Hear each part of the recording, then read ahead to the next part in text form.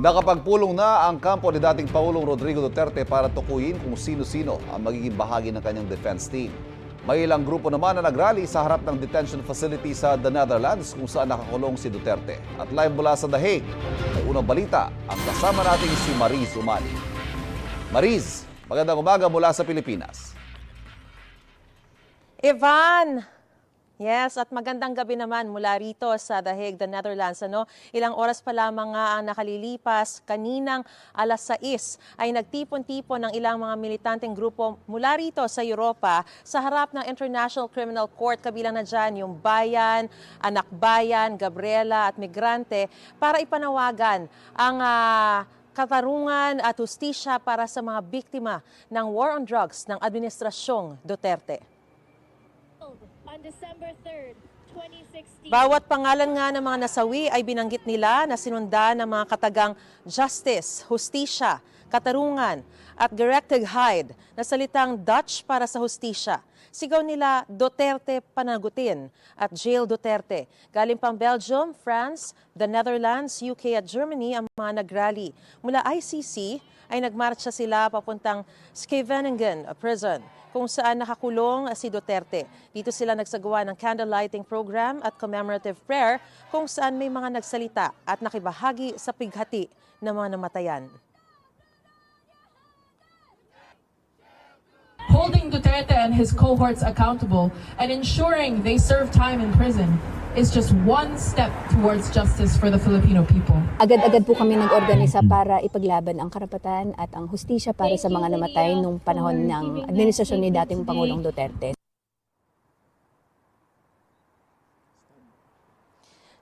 Samantala, Ivan, sinabi naman ni Attorney Harry Roque, sa kabilang banda naman, yung mga pro-Duterte rallyists at yung mga taga-suporta ng dating Pangulo ay magtitipon-tipon naman sa isang malawakhang rally ngayong darating na March 23 at manggagaling din po yan sa iba't ibang panig ng Europa. Samantala, unti-unti na nga lumilinaw kung sino ang bubuo sa legal team o defense team ni dating Pangulong Rodrigo Duterte sa reklamong crimes against humanity na kanyang kinakaharap dito sa International Criminal Court.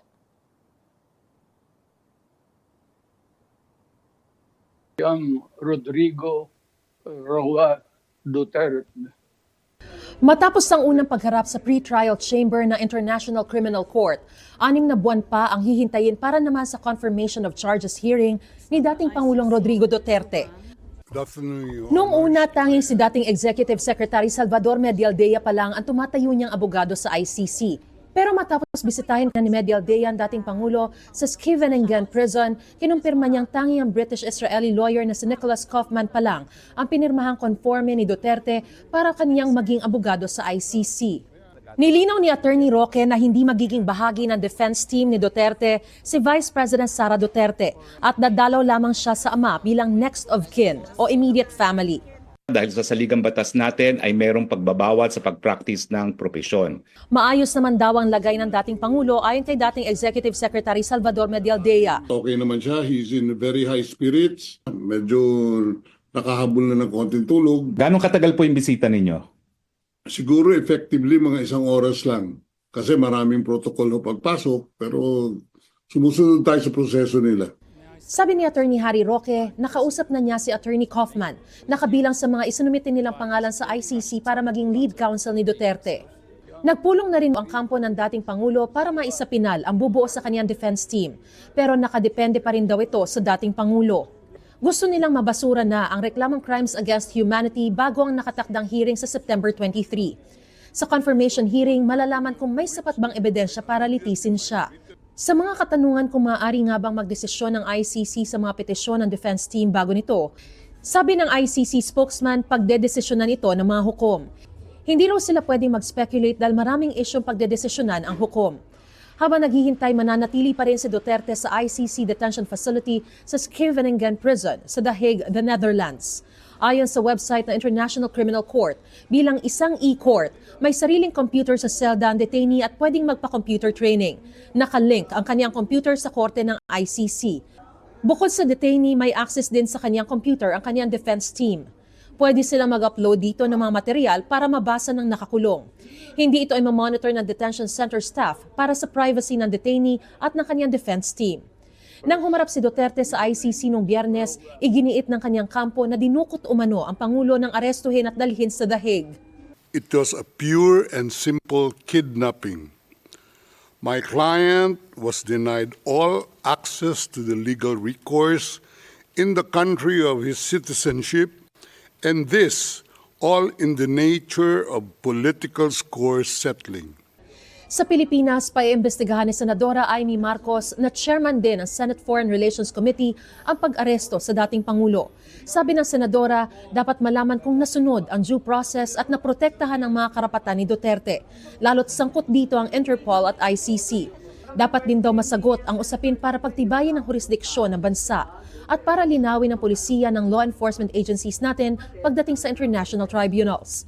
Sa huli, pinaka-importante raw ang soberanya at mga prosesong legal ng Pilipinas. Handa naman daw makipagtulungan ng Malacanang. If the inquiry is in aid of legislation, we will respect the request of Senator Amy. We just complied with all the requirements with the law regarding the arrest of former President Duterte. Nauna nang sinabi ni Pangulong Bongbong Marcos na hindi nakikipagtulungan ng gobyerno sa ICC dahil hindi na miyembro nito ang Pilipinas. Pero meron namang obligasyon ng Pilipinas na makipagtulungan sa Interpol kung saan idinaan ang warrant ng ICC.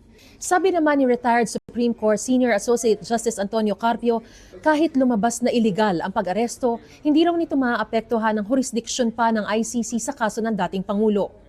The ICC has nothing to do with the illegal arrest that was done by the surrendering state. So that has been the rule, no? In many cases already. Pag dineliver ka sa tribunal, kahit na you are illegally arrested, the tribunal will not inquire how you were arrested.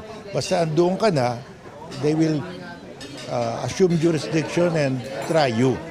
Sa tanong naman kung posibleng maiwasan ni Duterte ang prosekusyon, It's very difficult for Duterte to get out of that because these are insider people. They have personal knowledge. They were the ones who did the killing for him. So how can he rebut that? No? Ivan, umaasa naman si dating presidential spokesperson Attorney Harry Roque na bukas ay makakapasok na siya sa loob ng Scavenagan Prison para personal na mabisita si dating Pangulong Rodrigo Duterte. At dito ay posible na mapirmahan din yung kanyang konforme para maging official ng legal counsel ng dating Pangulo sa International Criminal Court. Pero wala pang kasiguruhan yan, Evan. Yes, Maris, bakit daw conforme pa lang ni Attorney Kaufman yung pinirmahan ni dating Pangulong Duterte? At pag nagpumirma na ba ng conforme, ibig sabihin ba niya na formalized na yung attorney-client relationship nila?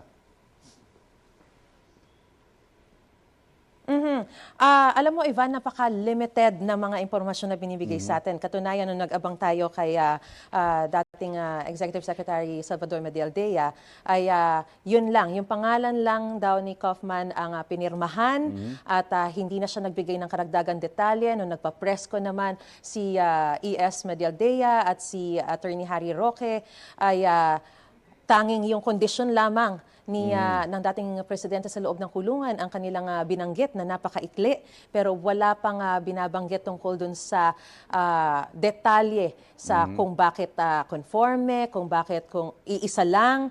Siyempre tinatanong natin kung siyempre kailangan may iba pa siyang mga kasamang mga counsels dahil normally dito sa ICC ang regular ay nagbabayad sila para sa tatlong legal counsels ng akusado, no?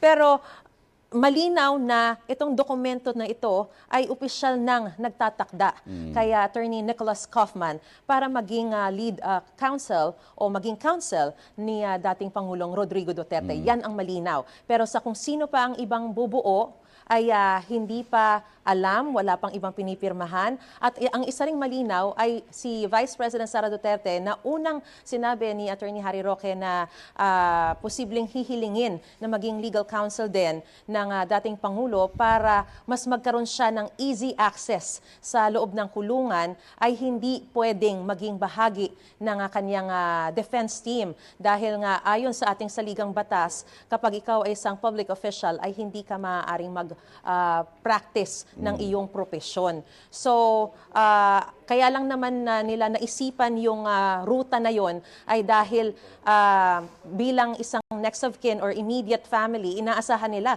na mabibigyan siya ng regular na access, daily access. Kahapon, Ivan, binanggit natin sa iyo no, na merong daily access na o daily pass na itong si Vice President Sara Duterte. Kasi ito yung impormasyon na unang binigay sa atin ni Attorney Harry Roque. Pero nagmukha, yung pala, ang pinaliwanag niya sa atin kanina ay pumirma lamang ito for application ng daily pass pero hindi pa ginrant ito. At sa ngayon nga, yun na lamang ang magiging ruta niya para makapasok sa loob ng kulungan at hindi na sa pamamagitan ng pagiging regular na legal counsel. Alright. Ivan? Maris, maraming salamat. Ingat ka dyan. Maris Umali po, live mula sa The Hague sa The Netherlands.